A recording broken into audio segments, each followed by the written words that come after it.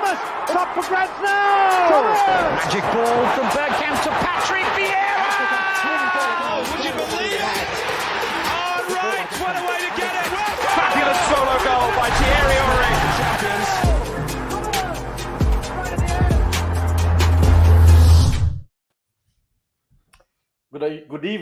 Good evening, everybody. A very warm welcome to a very happy Arsenal panel. Thank you for being here. Thank you for giving us your time and watching our show.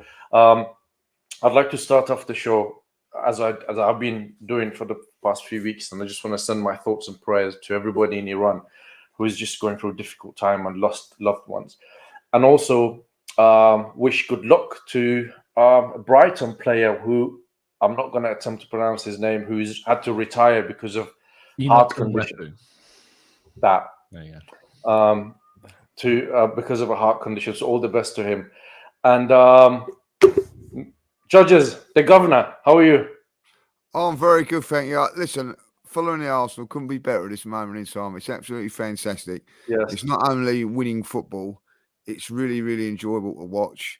I have to say, yesterday's game was sensational. I thought it had everything. It was a fantastic game of football. Credit to both teams.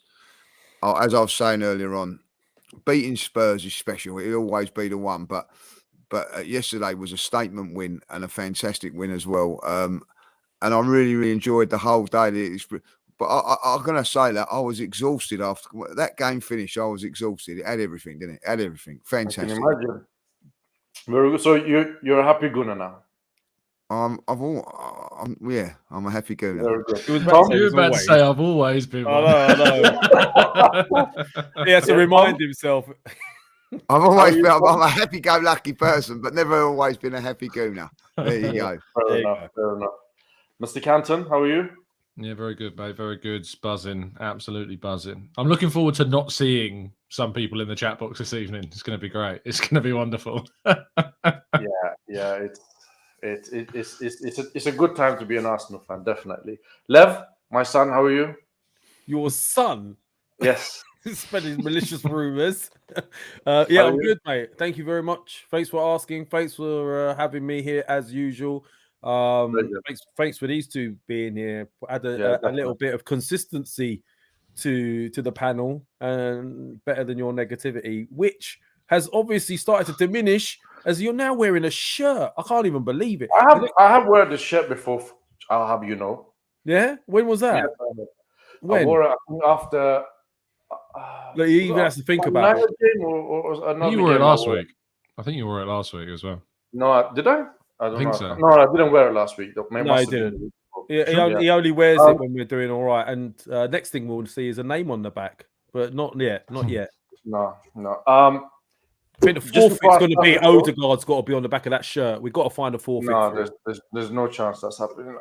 Listen, just before we start the show, Mo is obviously not with us this week. He's still doing his charity work. He's doing, I think, a rickshaw challenge in Pakistan, and I've put the link to his fundraiser. So please go and donate that. I'm going to put it on a description to the show as well, so you can help him out after. And just before we get into everything, Mo and Tom, you still feeling confident about facing Iran in the World Cup? Yeah. Yeah?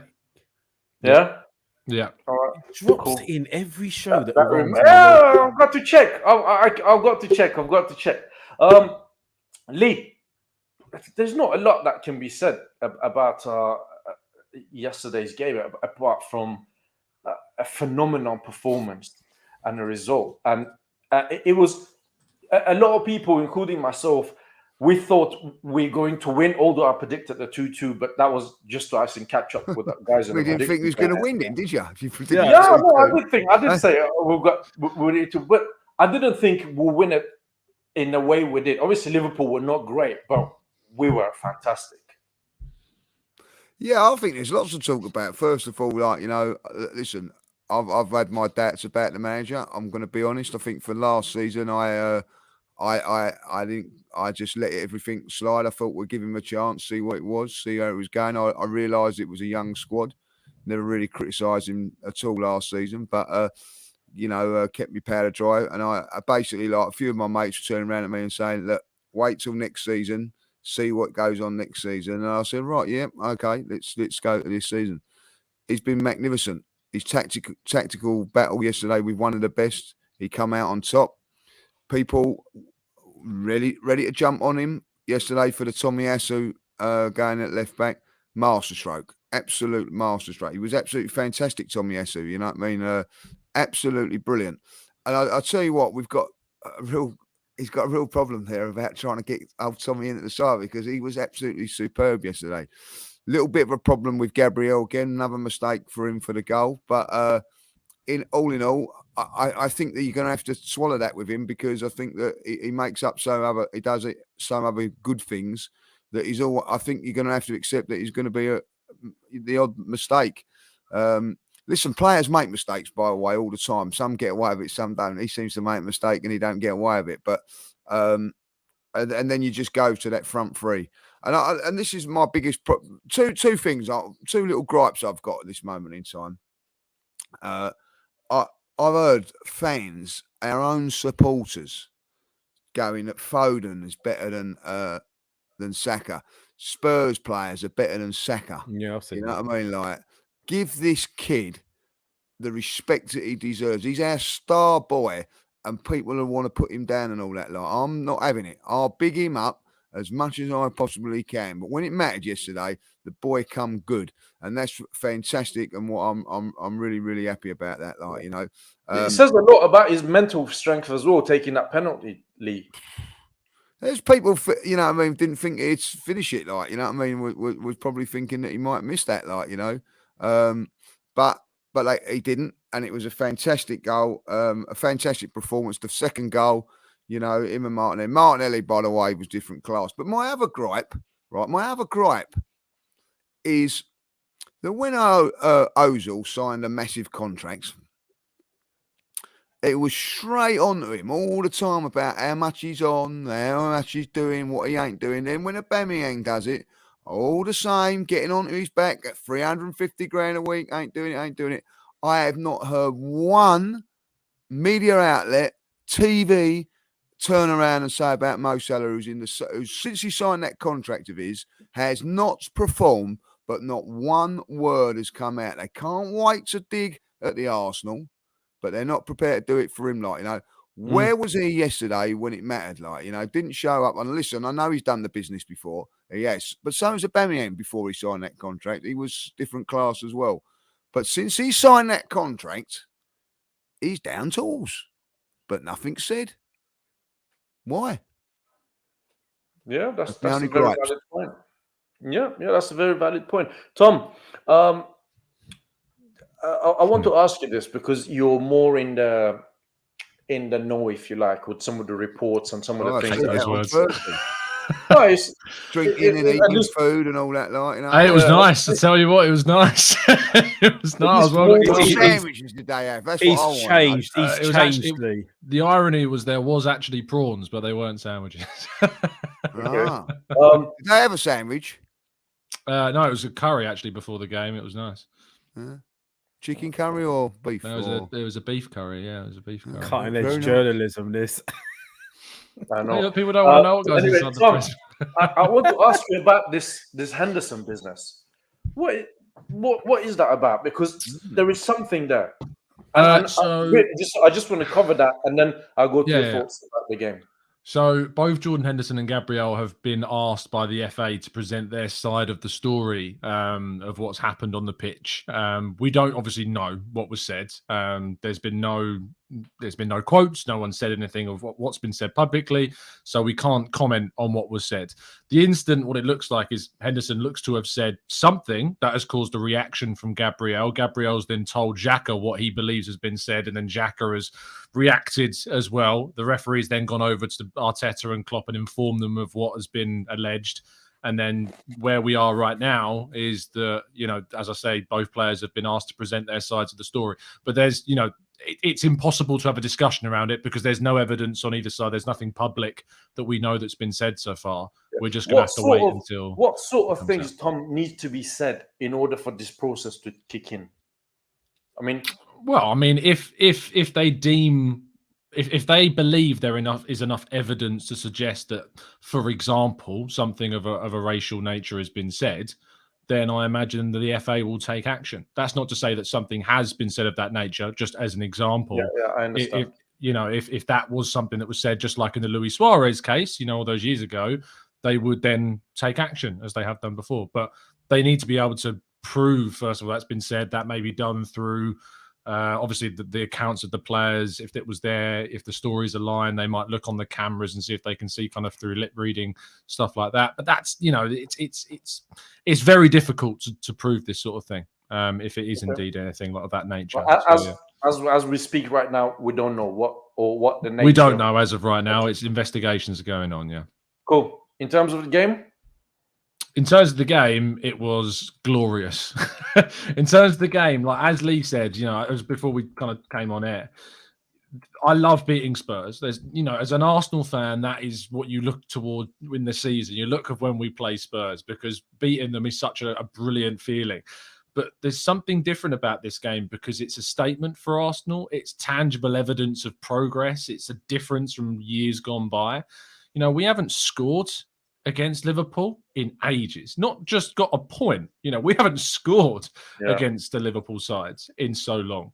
And there was something so different about the way that we approached the game. There's something the way we, I think intimidated Liverpool. I think Liverpool would usually come into a game against Arsenal and play the way that they would want to play. Liverpool came into this game and then Klopp managed the game based around how Arsenal are right now. And that's kind of the real kind of tone of the difference between the two sides right now.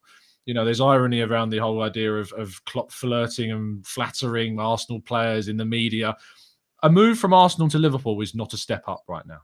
It's not. It doesn't progress your career. That's where we're at right now, is that's the kind of position Arsenal have got themselves into, is that Arsenal, I feel, are on a par with Liverpool in this moment in time. I don't want to go as far as saying better after the back of one result, but the context of both teams, I think it's fair to say that they are on a par. And so it wouldn't necessarily be a step up. And that's a huge credit to the progress that's gone on in these last few years to take Arsenal to this level. But I'm sure we'll go into the final details of the game. But yeah, it was a glorious and genuinely emotional kind of result for me. It was a bit emotional after the game because we just feel as though there's been so much pain and division and frustration that seeing something like what we saw yesterday, it was, I think it's fair to say emotional. Very good. Lev, yes. I need to read out a super chat from Wayne. You always do this to me, don't you?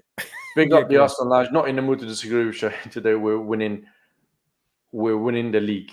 Well, that is debatable. Thank you for your kind donation. And it's always nice when we don't we disagree on things, but today we're good because there's nothing to disagree about. I think we're all in agreement that I think we'll find something really good.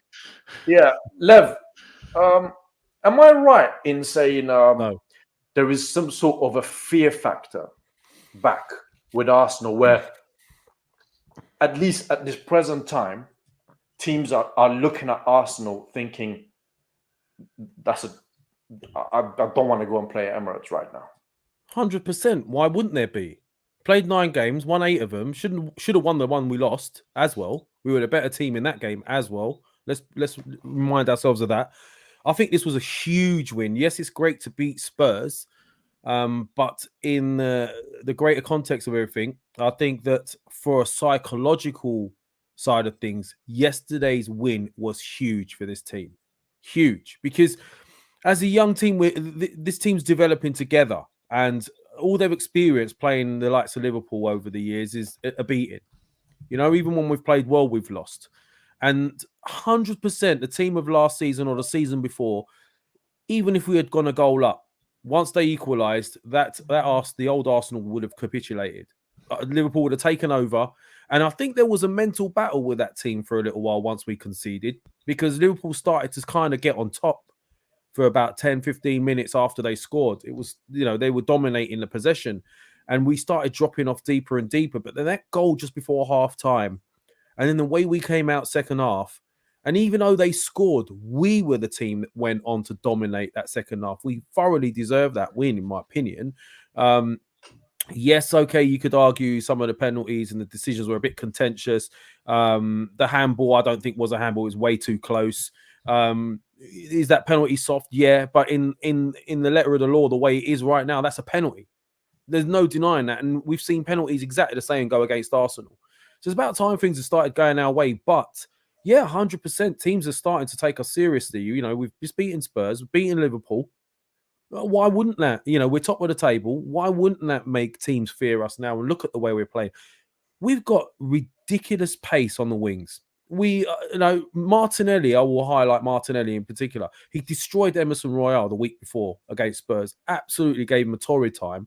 He did the same with Trent, who played more like Terence Trent D'Arby rather than Trent Arnold. But he was awful. But that's because the fear in behind the pace that we have. And Odegaard, I know you've got your opinions on Odegaard, but he's an orchestrator, and when there's space and he's quick feet, I don't think you at times give him enough credit. Some of his football was brilliant yesterday, but look, we'll go into that in a bit. But yeah, I mean, of course they fear us, and so they should. We're a team in the ascendancy, and we're beating top teams now. Very good. Simple as that. Listen, I agree with all three of you that it was a fantastic performance and a result. It's one of those results that you refer to as a statement result, where people take notice, people look at this, and this is, we all agree, this is a different Arsenal team, one that we have not experienced even towards the late side of Arsene Wenger's reign, that I even go that far back, which is credit to the manager, who's obviously done well so far. There's a couple of things from yesterday for me I'd like to point out. I mean, Odegaard, the pass that he did for the first goal was world class, I must admit. You're smiling so much while you're saying that. You guys come my case for the phone conversation that we had. It was. Listen, I'm going to listen. The pass, the assist for the first goal, honestly, I've criticized him before, and I have to give him credit when it's due. I thought it was a world-class pass, not a great pass, a world-class pass.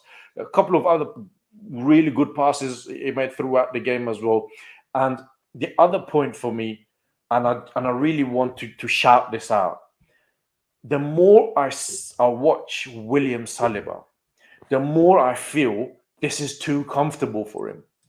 Yesterday, Lee, I felt, and against Tottenham, I felt he was very at ease, comfortable. Everything was easy. He makes it look very easy. And I think this boy, I think we might have a top player on our hand, Lee. And if I was a hierarchy at Arsenal, I would go out and I'll make Edu's job dependent on him signing a contract. Well, I don't know about that. Listen, a couple of things first. Odegaard was fantastic with his passing. He's got to improve on his finishing. Could have had the game wrapped up at one stage. I agree with you on that, Lee. How come if I said that, you all would be on my case? But when Lee says it, everyone's like, wait. Sorry to interject, Lee. But before Lee can... Wait. One question before Lee carries on. What did you make of Odegaard's overall performance? Be honest. It was good. That's good. Just good. Okay. Sorry, Lee. Carry on. No.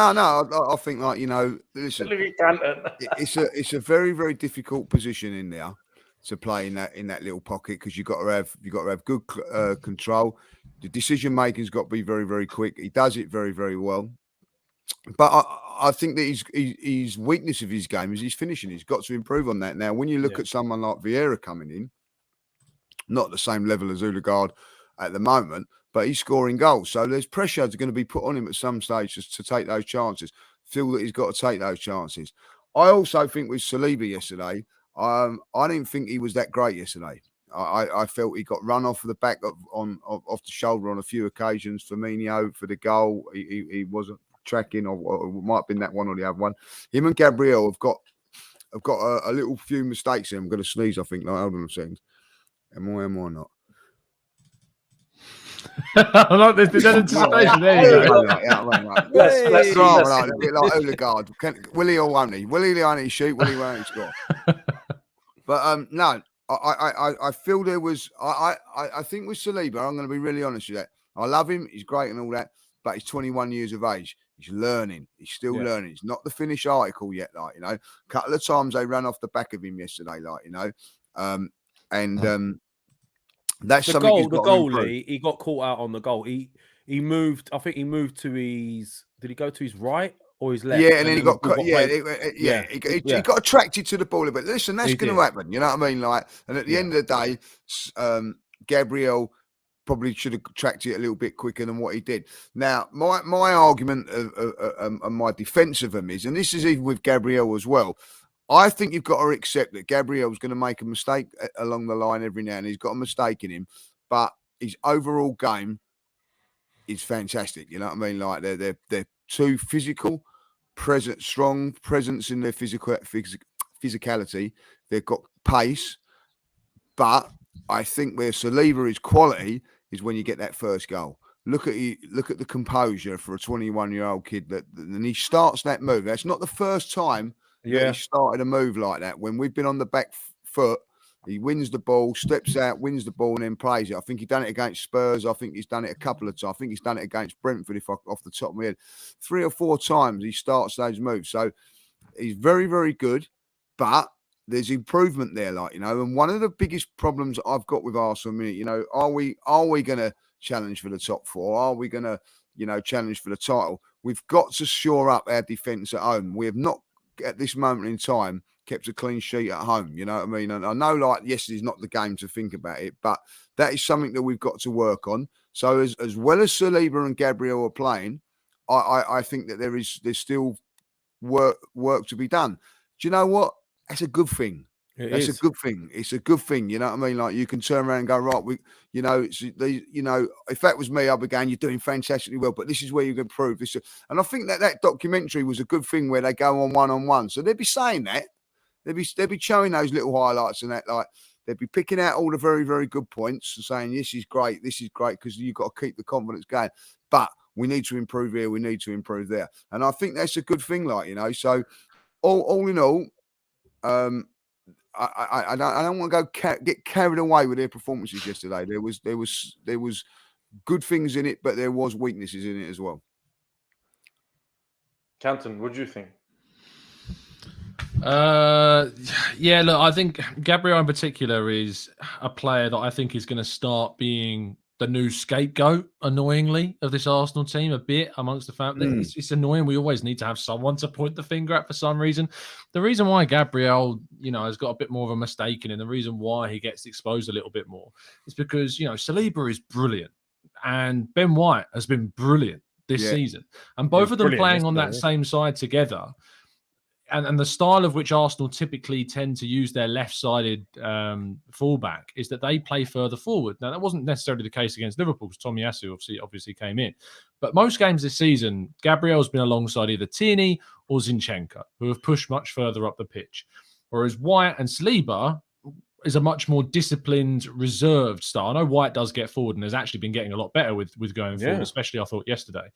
But Gabriel has to cover a much larger area when he's defending than what Saliba does and what White does, because the left back in the Arsenal back four tends to push further forward, which opens up more space on the counter that Gabriel has to deal with. So he gets exposed more. So I'm not surprised he's coming under more pressure. He's still made more clearances than both Saliba and White and any other defender in the team so far this season. He's crucial in our in the box defending. You know, when we need to defend our box, Gabriel's great for that. He's a presence. He's physical. You know, he's intimidating. He is necessary. And I challenge anyone to go out and find a reasonable upgrade on him, a left-footed centre-back, a good age for not a stupid amount of money. Because the only way that you're going to find an upgrade on him is getting someone genuinely world-class, I think. He's not world-class yet. But if you're going to try and find someone better than Gabriel, you're going to have to go to that world-class market. And I'm fine with that because I think we should be ruthless in our squad building. But it's going to be a tough task to find someone better than him. But yeah, look. Go on, Lee. No, and I'm just echoing your point there. It's a great point you make there. He's the one that presses in and defends. He's the one that, if you have a look at it, Saliba one steps back, goes in there. There are different defenders. One's more aggressive and got to get right in there with the central, and he does that really well, Gabriel. Like, you know what I mean. But that's what I'm saying. You know what I mean. Like, I think you know, people are going, "Oh, Gabriel's made a mistake again." He will make mistakes. That's part and parcel of what he does. But I think what he does at the other side, it makes up for it. Like, you know, even so, when I think it was against Fulham, he made the mistake. He's got a goal in him, like, you know. So I heard a few people turning around yesterday. I don't know if you've heard it as well. I don't know if it was on Twitter, but like in the pubs and all that. So, mate, because I think Tomiyasu played so well yesterday. They want to get Tomiyasu in the side, so they're sort of saying, "Well, put Tomiyasu at right back, put Ben White in the central defence," you know. And so I said, in place of who? They said, Gabriel's making a mistake in it. I think if you was to lose Gabriel, if he didn't play for a couple of games, I think you go, wow, we need Gabriel back, like, you know. So I think that he's one of those defense that's in your face a little bit, like, do you know what I mean? We've been desperate for a player like him, Lee. Like we've had Koscielny and Vermaelen and Mustafi and Sakura. We've had players that that shriek away from challenges, that aren't intimidating. We've finally got this physical presence, and we're already talking about trying to get rid of it. It's just this constant need to criticize someone. And to be fair, even after the amazing result, there's been criticisms of, say, the first half. And there were parts of that first half that Liverpool was certainly the better side and were building more into the game than we were. Are we forgetting somehow who our opponent was yesterday? The idea of keeping a Liverpool side out, this Liverpool side, for the 90 minutes, whether you're home or away, is ludicrous. You got Salah and Diaz and Nunez. I thought it was Nunez's best game of the season, to be honest, actually. The finishing was good as well, wasn't it? Exactly. You got Jota. Thiago was world class, by the way, in that first half in particular. He was absolutely unreal. Brilliant emotion, and so the idea that Arsenal are supposed to dominate a Liverpool team for 90 minutes, I'm sorry, it's just not going to happen.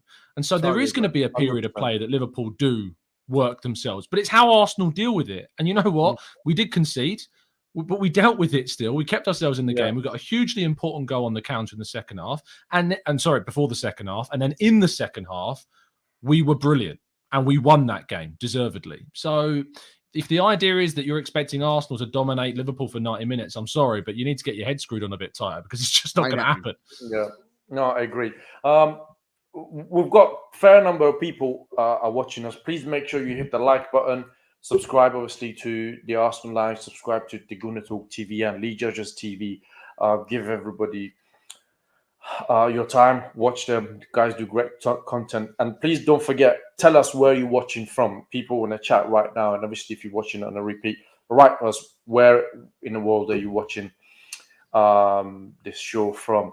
And again, thank you for being here. Lev, I left this topic to speak to you about because last season, I remember I was having a debate with you in one of the shows with Tom and Mo, and I said to you, there is no chance that Ramsdale is coming in to replace Leno. I think he's going to come in and slowly they're going to bring him in. And you said, no, I think Ramsdale is going to come to start as number one. And I was about Saliba as well, by the way. Just for that. Go on. Yeah, so go on, carry on. Yeah, if I may. And then Ramsdale was coming, and he's just become number one since. Are we seeing the same thing with Zinchenko and Kieran Tierney? In what sense? What, Zinchenko's taken Tierney's place? Kieran Tierney is now down on Kieran Tierney effectively is not a starter as he was the previous season. I don't think so. Something that he gets moved on. No, I don't think so. I think that's a total different situation. How? I think, well, it was quite simple, really, because Ramsdale was brought in because of his capability with distribution on the ball, as well as he was a good keeper. He was a good keeper, but Arteta wanted someone who could play out from the back. And we've already saw when he first joined us, he was a totally different goalkeeper to Leno. If you watch Leno, even at Fulham, it's chalk and cheese the way they are. I'm not saying Leno's not a good goalie, but Ramsdale just has more in the locker for the way Arteta wants to play. However, the Tierney situation with Zinchenko is a little different because although Zinchenko may be a better footballer, all round defensively, Tierney's a better defender. So I think they'll get as many games throughout the season than you think. He'll get more games than you think. He'll come in when you need someone to defend and hold the lead or keep out a winger. I was surprised initially when he went for Tomiyasu, but then I thought to myself, there's that crossfield ball. and it worked a treat, and you can't knock that. And it does show tactical astuteness from Arteta's point of view. But Tierney is the type of player that he'll want to fight for his place, and he'll do his utmost to win it back. So yes, Zinchenko does offer something, tucking in as a midfield in the midfield when needed, and he is a better all-round footballer. But I do think people are really sort of forgetting what Tierney can do, and there is also the case that they're probably being a little bit careful with him as well because of the injuries he's had. In the sense of, he played in the Europa, didn't he, on Thursday? So then maybe they just thought, you know what, let's not risk him on a Sunday as well. Tomiyasu looking sharp. Plus the height of Tomiyasu for that crossfield ball was brilliant. It was really, really useful to have. I think there's more to come from Tierney. I don't think his time with Arsenal is done at all. So you think that there is something that we want this level of competitiveness all around the field. You want people that will keep Partey on his toes. You want somebody else that will keep Jesus on his toes, Martinelli on his toes. Look at Man City's depth. They've got players that can keep each other on their toes, and if one isn't doing it, someone else will come and take your place. Right, and that's what we want all around the squad, and we need a bit more depth. So, no, I don't see Tierney going anywhere anytime soon. Well, I think that Arsenal fans have got to realise, and it's not a criticism, this ain't, by the way, is that when we was winning leagues and we was like 2004, when Reyes, for instance, God bless his soul, come into the team, we weren't going, oh, where's he going to play? We've got Perez, we've got Freddie Ljungberg, we've got, when Wiltord come into the side, we've got Henry, we've got that. When you're a top side, you bring in players to compete because you have to, because the squad is rising and rising and rising. What I don't like about Arsenal at the minute is that, not say I don't like, it's the wrong word to use, but like, well, we're linked with a wide player. Oh, what's going to happen with Martinelli? Well, nothing's going to happen with Martinelli. Martinelli's going to be a top player. We've just got to accept that we're going to have like a competition all round. You know what I mean? Odegaard will have to pick up his game now because, Vieira's knocking on the door. You know what I mean? Vieira's actually knocking on his door and saying, do you know what? You need the performances. So what's that going to do? That's going to up his performance. Same as the wide players, same as the back. No one's at the moment. I don't care who plays left back. I really don't. If Tomiyasu plays left back now for the rest of the season, so be it. He's played absolutely outstandingly well.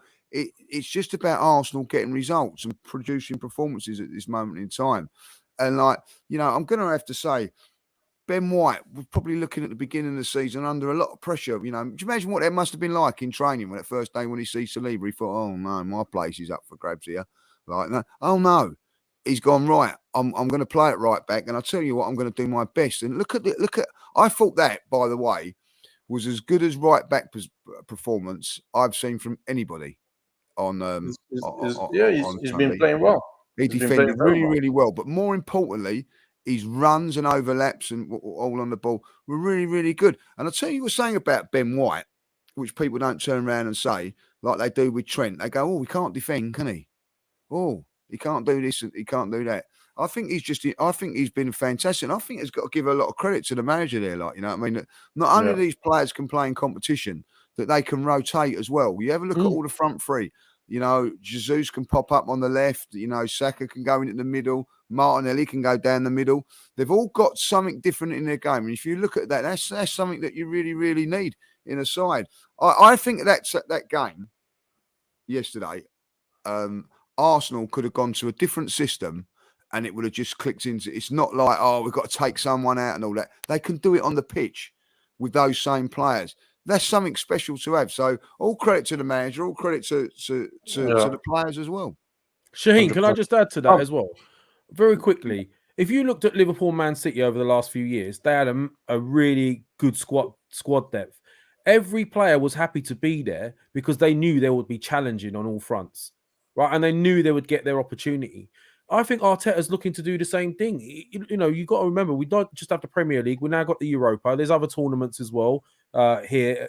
FA Cup, whatever it's called now. It's Coca-Cola Cup or whatever it's called. I can't remember now. But look, end of the day, if you're a successful team, players are willing to be in that squad and fight for their place and won't leave. That's what I think. So, Yeah. you know, it is what it is. Tom, briefly, what's your thoughts on this left back issue? And just before I come to you, for Saka's goal, how terrible was Alexander Arnold? All over the place. Look, defensively, he's not good. Like, you know, that's just where he's at. I'll come on to the left back in a second. Yeah, I mean, defensively, Trent's not good. But I mean, there's a really good clip of Jurgen Klopp explaining what kind of Trent's role is, and it's a little bit similar to, you know, what we do with our left hand side when Zinchenko plays. We get exposed in behind on that left hand side because we play with more offense on that side. Yeah. I think that Liverpool actually kind of need more of a disciplined, reserved, left-sided fullback to kind of balance Trent Alexander-Arnold, or what would be smarter is actually probably play Trent in his best position, which for me is probably in central midfield. I think he'd be better placed in a central midfield, right-sided, probably number 8, kind of box-to-box role than a right-back role. I think there's too much defensive responsibility for that side, especially if you've got, say, Robertson or Tsimikas, who, again, they like going forwards.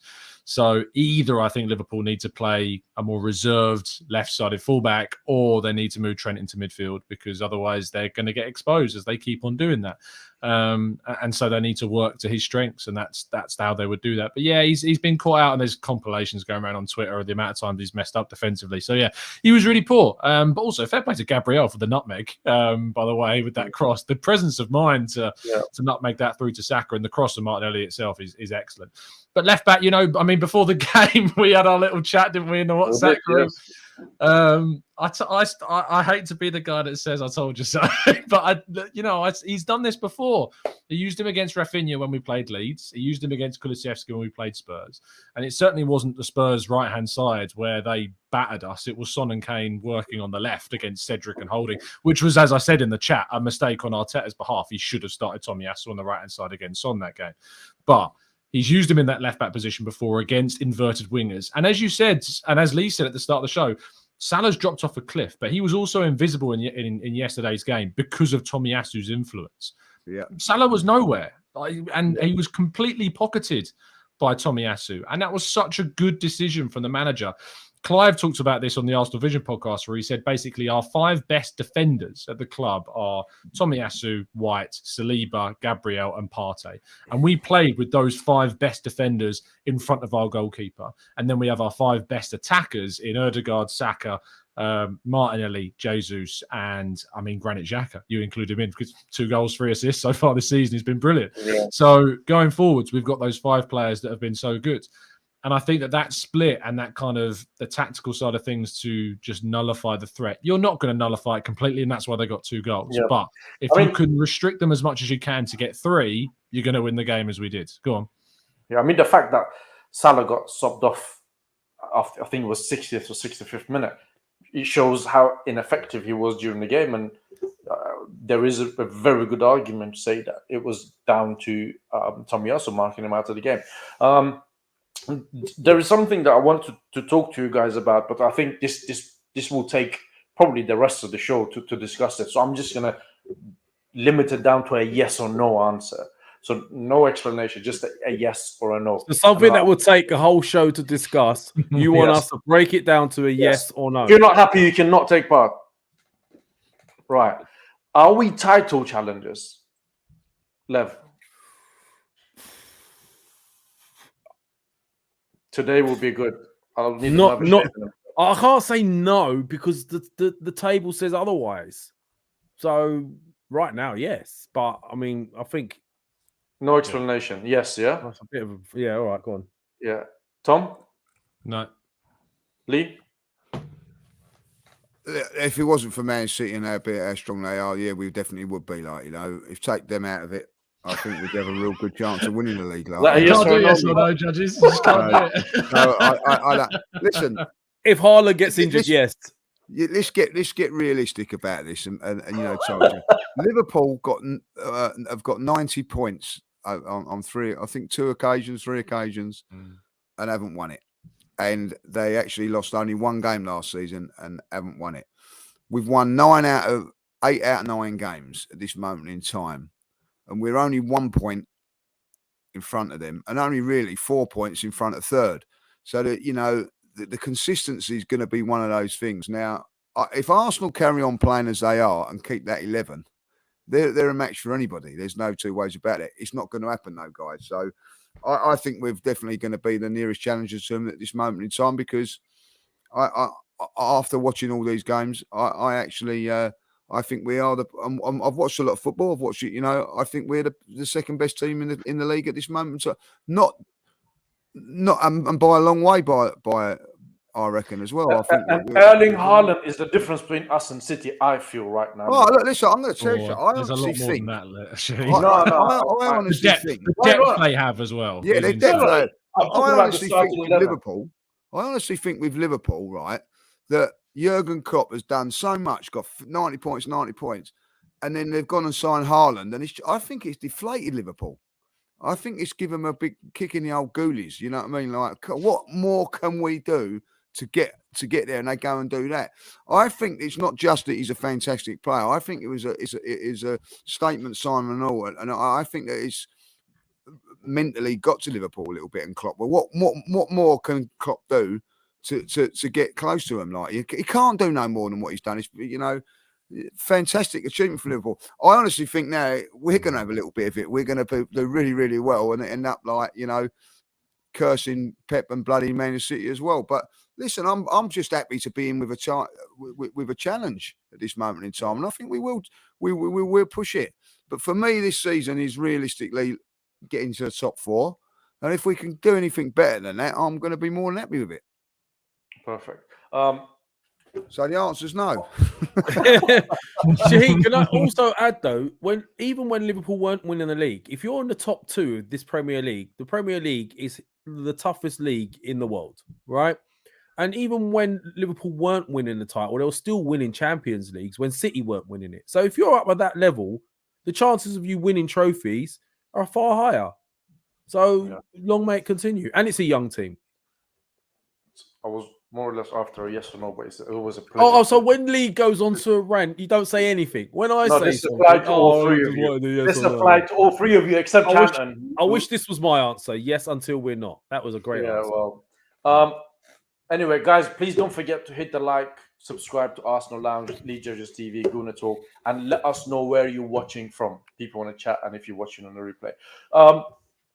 Following on from this title charge talk, we were doing a show, I think, last week that we discussed Arsenal fixtures, and we said Tottenham and Liverpool are realistically 2 difficult fixtures until the World Cup.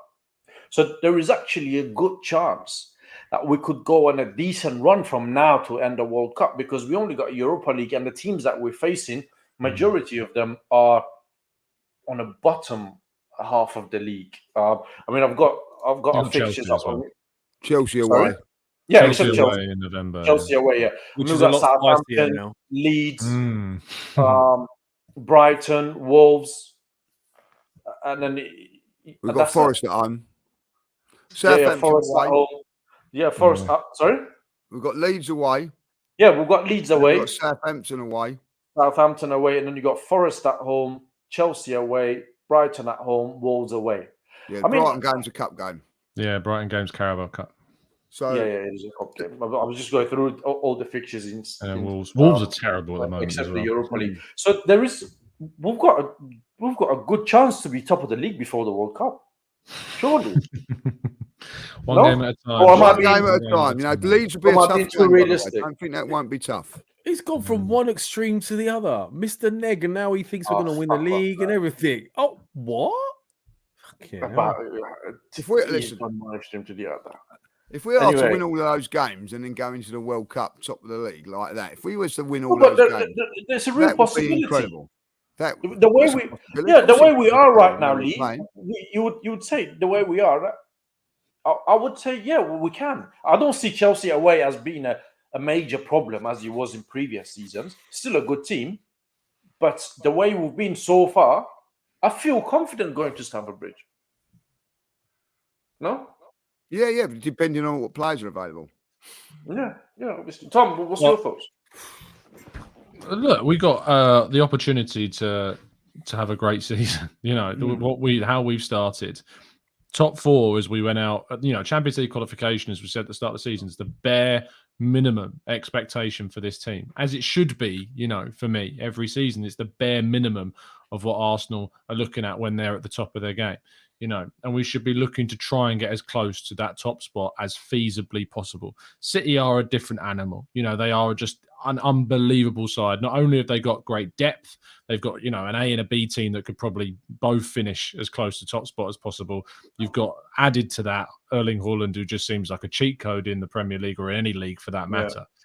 So it's going to be very difficult. But we don't have to win the games by 5 or 6-0 like City are. We just need to win the games. Just keep winning. If we're winning by the 1 or 2 goals, you're still picking up the same amount of points as City are for scoring more. Yes, the goal difference might matter at the end of the season, but if we're talking about goal difference being the difference between Arsenal and City, and bloody hell, how good are we? Because if that's the difference between Arsenal and City, if it's goal difference, that's mental. So, as long as we keep winning, I don't mind. It's going to be January's going to be key, though. Sorry, go on, Lev. No, sorry, mate. I didn't mean to interrupt. No, go on. With all this discussion, a lot's going to also depend on what we do in the January window, in my opinion, because it's down to depth, right? There's rumors about or someone like that. I agree, but I was talking to just before the World Cup. Because obviously after the World Cup, fixtures become different. Some players may come back injured, and you're spot on. If we want to have a serious charge from that point to end of the season, we need to learn from last season's January transfer window where we didn't sign a striker, and we need to make sure this year we covered on that front. And let's be honest, we'll be a lot more appealing to players this season when they're looking at us the way we're playing. I think a lot more players will be open to come to us now. They're looking at a young, rejuvenated Arsenal that are really challenging now at the very top. Will we win the league? Probably not. Look, let's be honest. At the very start of the season, if someone said we're going to finish top 2, get into the Champions League and be back up those levels and be able to go and look at the top players, we all would have been happy. So I think if we keep our feet on the ground like that and just keep thinking that way, things could change very quickly for Arsenal. It could be a new rivalry, Arsenal City, like the old Arsenal Man United rivalry. I really think this team could go and rival them if we add some more depth to the squad. Yeah. Lee, this applies to all three of you. If I asked you to mark the referee out of 10 yesterday, what would you give him?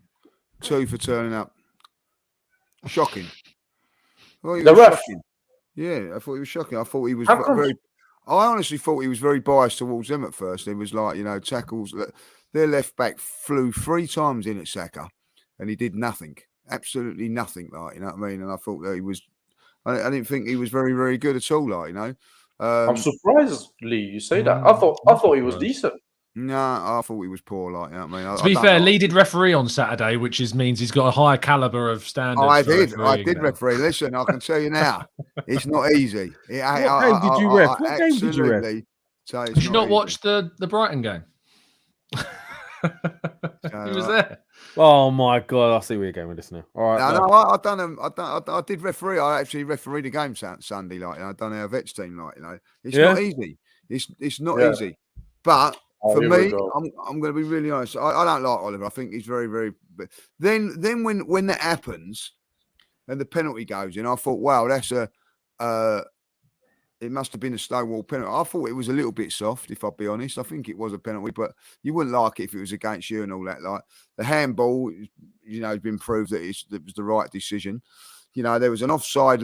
I don't understand the offside rule now. Like, you know what I mean? Núñez is offside and he chases down Gabriel, and he makes Gabriel make the kick. If he doesn't chase him down, then Gabriel doesn't slice that kick up. And I don't really understand all these rules no more, like, but I didn't think he was that great. I'll be honest, like, and I just want to say, these people trying to saying that Martinelli with this tackle it's absolutely ridiculous. You know what I mean? Spurs fans, isn't it? It's never even. It weren't even. It was a cross. It's nothing, you know what I mean? What else could he do? You know what I mean? Like, it was just absolutely ridiculous, like, you know what I mean? So, I don't know. I just thought he was a bit, You want to stick with 2, or you want to revise that? No, he's 6 out. He's about 6 out. I don't like Oliver. I don't like him. I'll tell you what, there was a couple of incidents there, right? And I'll be honest with you. Couldn't wait to send Xhaka off last season in the League Cup game. Couldn't wait to do it. Whether it was or whether it weren't, didn't even think about it.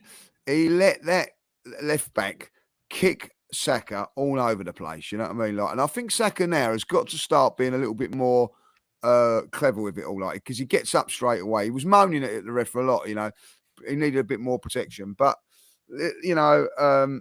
I suppose in the end of the day, the big decisions went our way. That don't happen very often with Oliver, let's be honest. But I don't like him. So there you go. Maybe I'm being biased. Fair. Tom, what about you? Oh, I thought he was good. That's just me, I suppose. I thought it was good. I thought that the big decisions were given right. I thought that the Gabriel handball instant is, you know, in live, I thought it was going to be given.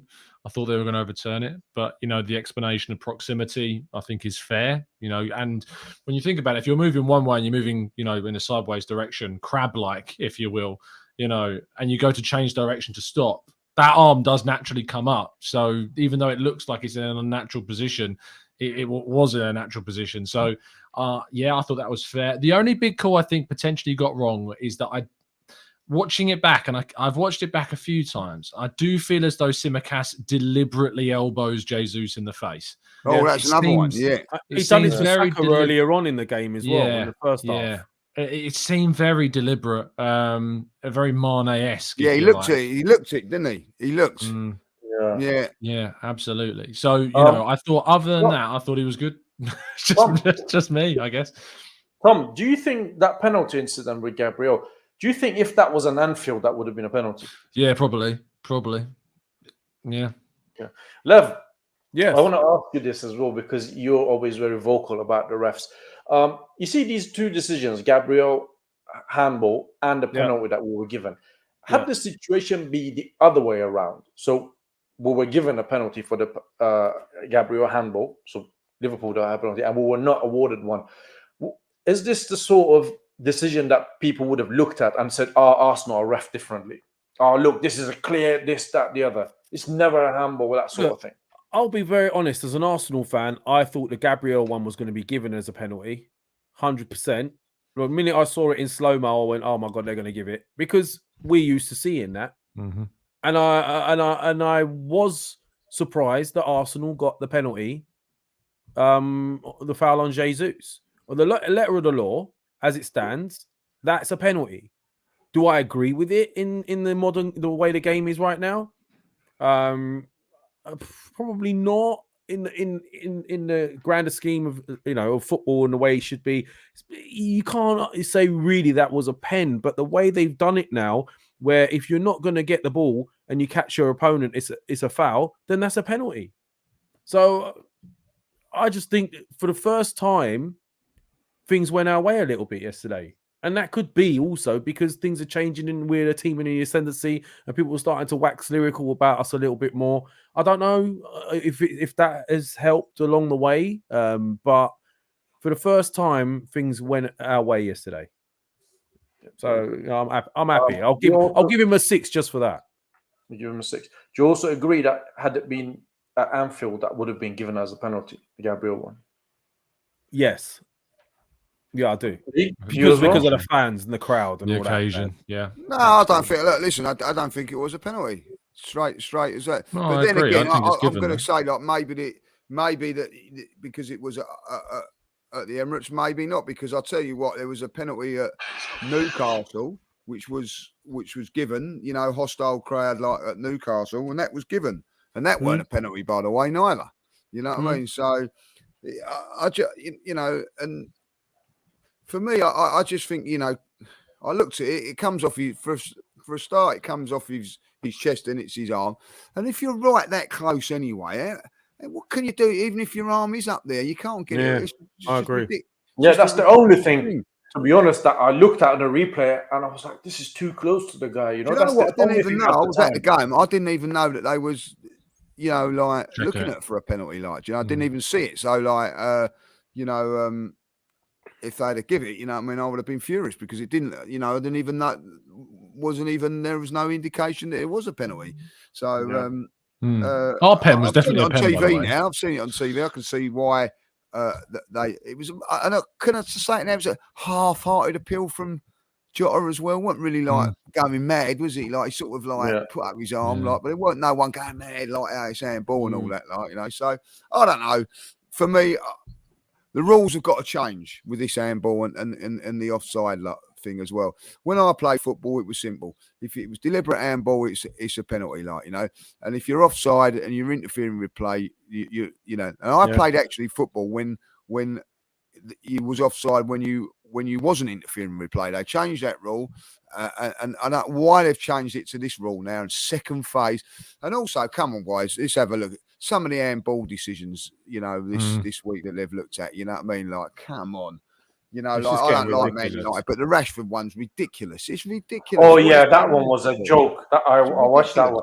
I would have been so angry if that was me and it was given against me.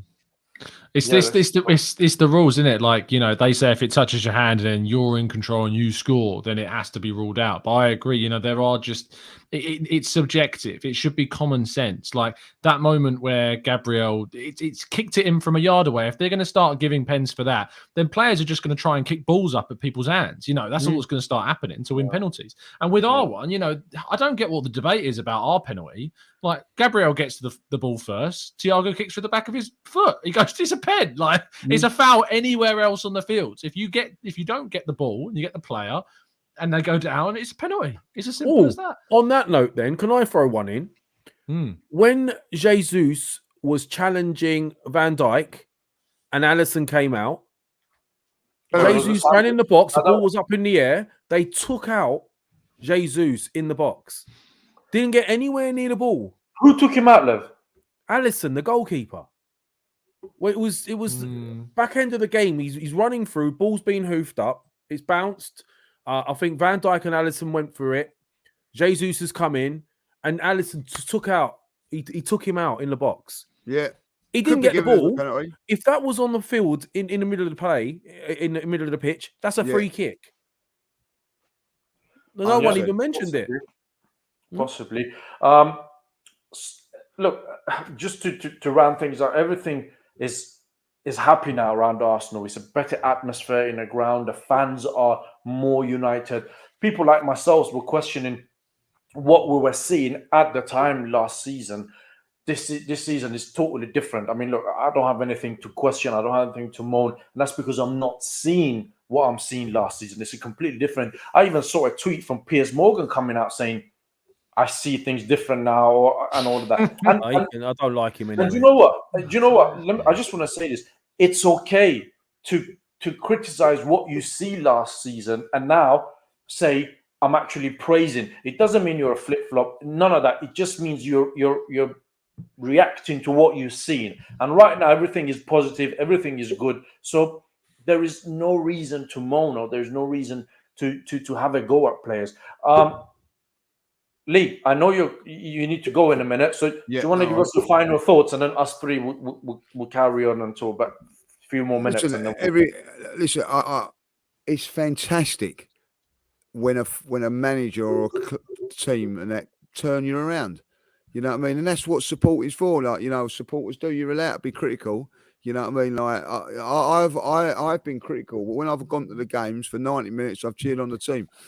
When I've come out and we've lost and and we've not put in a performance and we've not given 100%, I'm going to moan and whatever like that. But listen, me and Tom were in agreement with. We was on another show and the Man United game. We lost to Man United, but I've never moaned about it because you know what, we put in a bloody good performance. We worked really hard and all that. Like, you know, you can take things from that, and you know, the greatest thing of all, like, and I'm not comparing him to Alex Ferguson, but 90% of the Man United fans wanted Alex Ferguson out.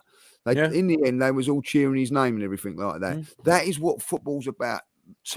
Getting opinions and turning them around. If you can do that, full credit to Arsenal Football Club, full credit to Edu, full credit to Mikel Arteta, and I've got to say full credit to the fans, because I tell you what, a lot of those fans believed, and a lot of those fans took on other fans and pushed them to back it. And at the moment, we're all getting the just rewards from it. Not just from winning games of football, guys. It's watching. I've sat there bored out of my nut last season or the season before watching that football. It was shocking to watch. It is a pleasure to go to the Emirates now. So fair play to everybody involved. Fair play. Fair dues. Governor, thank you very much for coming. Thanks for your time. Guys. Take care. Thank you, Lee. Love you, man. See you later, fella. Take care. Bye-bye. Bye-bye. Right. So, guys, we're going to go for another maybe 2 or 3 minutes. If you guys want to ask us any question, please put it on the comments so we can go through it and we can answer some of your questions. Obviously, subscribe to Arsenal Lounge, Gunner Talk TV, obviously, judges. Hit the like and let us know where you're watching from. Personally, I'm very keen to know where you guys are watching us from. Guys, it is right. It's difficult to mourn right now. Right, Tom? Oh, but it's not for some. Not for some, mate. It's hard, man. Listen.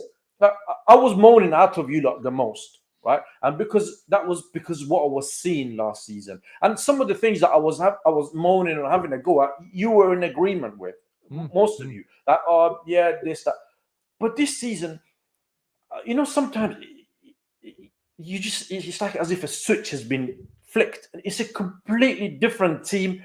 Different mentality. It's as if everybody has been injected some sort of a booster. So it's hard to moan. It's hard to say anything negative. Good. No? This is one booster I'm happy to take. Shaheen, I've just had a little thought, and you guys in the chat and Tom. Obviously, we're doing this predictions thing, right? Now, obviously, Tom got it. No, right. Lev, I'm not doing it. Right. I know where you're going with because I got it right. Is that why? I've I'm got not an doing idea. it because I'm already bottom of this league. Stop gaslighting me. Stop gaslighting me. No. What's wrong with you? So I've had an idea for a forfeit, and I'm going to put it out in the chat. Shaheen's wearing a shirt at the moment. It's got no name on the back. 0. I'd like to put forward the forfeit that if Shaheen comes bottom, he needs to put Odegaard on the back of his shirt. No, let us know what he you needs to think. put Arteta in on the back. Ooh, That's what he needs to Arteta in or Odegaard. Let us either. know. No, it's not fair because we already. No, it's not fair. It wasn't fair that I had to pay 200 quid, but I still did it. No, in preparation for me losing, I've already got £200. Odegaard on the back, so And I I'm think- sorted. I didn't I'll cry happily like pay you the about the 200 forfeit. No. I'll happily pay the £200 and I'll take People you saying guys out, Odegaard. we People already saying been Odegaard. through some of this prediction thing already. Had you said that at the beginning of it, I would have said, okay, did cool. I bitch like you when you said I had to pay £200 for a meal? Did I? Did I? That's different, bro. No, it's not different. No, it is. We leave it to the fans. We leave it to the fans. Regardless, I ain't That's a doing it. really Let's go through pretentious some of the thing to say. questions. Fans. Tom, what is Kieran thinking about being benched despite no Zinchenko? If he's annoyed about it, then he can be annoyed about it. I think that the decision to play Tomiyasu was clearly proven to be the right one. I think I'd play Tierney if Zinchenko's not fit against Leeds. It was a tactical decision to go up against Salah in games that we're going to have more of the ball and are expected to be more dominant. Tierney comes back in. If he's annoyed about it or if he's frustrated about it, good. I don't want players happy that they're not playing. I want them to be motivated to play the next game. So it's as easy and simple as that. Good answer. Lev, Tom. if Xhaka wins the league with us, is he an Arsenal legend?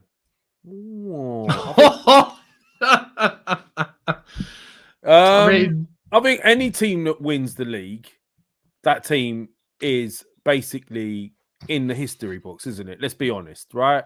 If we win the league with Man City at the top, you got to say that's some achievement.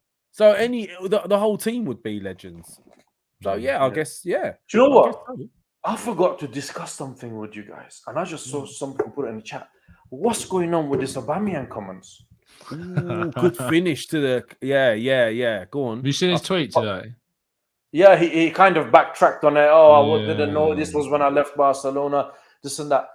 What's your thoughts on that? Listen, I can see where he's coming from, but I'm not sure what that is being put out to achieve what. I don't know. If that's your opinion, keep it to yourself. He said he didn't. This is when he left Arsenal and he was very angry and he was very frustrated. Is the word. So he was saying this. That's fair enough. That's fair play to you for saying that. But the timing of that being released is something I don't understand why it even was released.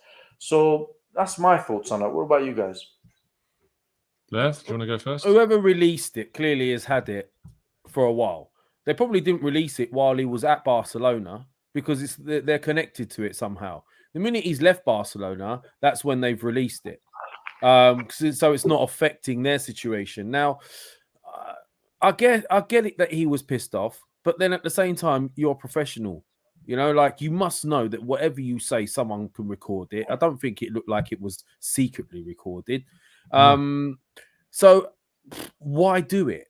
I don't understand. And it smacked off somebody that's been sacked and then finding an excuse as to why they've been sacked. It's because he can't handle big players. Well, I'm not being funny. You as the captain, you're on 350 grand a week. You can't even turn up on time, and you should be leading by example because there's a load of youngsters there. So if you're an older senior player and you're acting that way, then I guess he deserved what he got. And if that means Arteta's got to get players in that will listen to him to play this way, then fair play to Arteta. Tom? It adds a lot of spice to the Chelsea game because now I think a lot of the Arsenal fans are pissed at him. Yeah, I'll be interested to see kind of the reception he gets when we play him at the Emirates, if he plays, because he didn't start their last game and they probably played. Tom, do you think he should get booed? I'm not really a big fan of booing. You know, I think it's a bit. No, but do you think he should? I know I don't see you as someone who would boo. I know I don't think he should get booed. No, but I agree with you because he did a lot for us. Let's have if fans want to boo, that's their right. They're entitled to do that. Course. You know, if they want to do it. If I was at the ground, I would not boo him. Yeah, no, neither would I. I think I'd boo any player. I wouldn't have booed Nasri. You know, I'm just not a person who boos people. You know, but if you want to boo people, go and do it. It's your prerogative. You pay your money, you go. But you know, the thing that annoys me the most I think it's more like it frustrates me because of the hypocrisy of it. When he said about, you know, big characters, he used the word big character. He said he can't manage big characters. It seems like this word big character is just used to excuse people that are disruptive in a dressing room. That's just how it feels to me. It's just like, if you're disruptive or if you're not doing necessarily what the manager wants, or if he's setting these principles, you know, Shaheen, you said like this season, it feels like a switch has flipped with the mentality. Well, I don't necessarily think it's a switch being flipped. I think we've built the mentality to this point over a period of time. But I certainly think one of the steps along the journey of getting the mentality to where it is and getting kind of the mindset to where it is now is by getting rid of players like Aubameyang, by getting rid of players like Ozil. You know, that's not to discredit their individual quality. But if we want to build a team that is united and is all thinking on the same, you know, all singing from the same hymn sheet, is buying into what the manager wants, then that's what you need. And then you have to get rid of the players that aren't, you know, of that ilk. Am I ever going to forget that he helped win us an FA Cup? It was a massive part of that, along with the rest of his teammates and, of course, the manager that helped him do it as well. Massive part of that. But Arsenal had to move on from Aubameyang. You know, he scored goals at Barcelona since he's left. He's scored goals at Chelsea now. He's not a bad player. That's not what the discussion is about. But Arsenal are better off without him and have now got a better striker for Arsenal in Gabriel Jesus. It needed to happen, but I get frustrated when the whole big character thing, someone who can't... Oh, I'm sorry. If you're telling me that Granit Xhaka is not a big character, you know, this. Trust me, I've been in a room with the guy. He's intimidating as shit. Like, you know, he's a big character. He really is. And Arteta has turned that man's career around at Arsenal. So I don't think it's a case of not being able to handle big personalities or big characters, but it does seem a little bit like an excuse just to be disruptive, which we don't need, and we're better off with that. Shaheen, I think the problem was with Aubameyang. He's a great goal scorer, but not the best of footballers. And I think we needed more energy and somebody that gets more involved with the all-round play. And Ubi just didn't fit the way we wanted to play, and it's it. Simple as. Just move on. Yeah. Guys, we've been doing this for about an hour and 10 minutes. Thank you very much for joining us. Thank you very much for giving us your time, watching us. Please hit the like, subscribe to Arsenal Lounge, subscribe to the Guna Talk TV, and let us know where you're watching us from. Tom, it's a pleasure having you on, as always. Obviously, always enjoy having you on the Mondays and any show that we do together. Final thoughts? Yeah, thanks, boys. As always, pleasure. Yeah, I'm just buzzing with where Arsenal are at. I'm enjoying it as an Arsenal fan. That's the best thing right now, is that it's joyous to be an Arsenal fan right now. It feels great. You know, I was a bit emotional after the game on Sunday. because it just felt like so many years of frustration are starting to build towards something I can tangibly really get excited about. And I'm looking forward to the next one, which is Thursday against Budaglimt, which could be fun. So let's see. I mean, look, I'm actually quite surprised. A lot of people calling for predictions for the Leeds game, which we forgot to do. No, you forgot to do it. Yeah. Is it now? Me now? Is it all me now, Lev? Tom, you got it right this week, mate. You well done. You got it right. I'm We're on gonna have to 15 wait for points more. now. We're gonna have to wait for more to come back to get an updated league table. But what was Mo's prediction for Liverpool? Mo was 2-0 4-2. 2-1. I think he went 2-1. Something like that. I'm going to ask him for his prediction on the chat. But so what's your prediction then? No, you go first. Oh yeah, I'm talking. I'll go first. Leeds. Is it home or away? Away. 2-0 Arsenal. There you go. I'm above you, aren't I, Shaheen? So we're all above Shaheen. Shaheen, it's your turn this season, man. I'm gonna go. What did you go with, Lev? 2-1. 2-0. 2-0. I want to go 3-0 Arsenal. No conceding, eh? No. I'll go 3-1 Arsenal. It's about time. Soon, we're gonna keep a clean sheet soon. And we'll ask Mo what his prediction is, and we'll go with, accordingly. Lev, your final thoughts? My final thoughts is as follows. I'm thoroughly enjoying this season. I'm thoroughly enjoying my team. It's a team I recognise. The way we're playing football is the Arsenal I recognise, and that's a great start. I'm loving the spirit. I'm loving the fans' togetherness even more so. The people going to the ground, you know, all the fans cheering, all the songs. It's just a pleasure to be an Arsenal fan like right now. So let's, keep it up. Long may it continue. Get behind the club. Get behind, everybody involved. And, let's just hope this carries on and we keep doing shows like this. There you go. I will leave it at that on a positive note. Thank you very much for watching us. Have a wonderful evening. And we'll see you soon.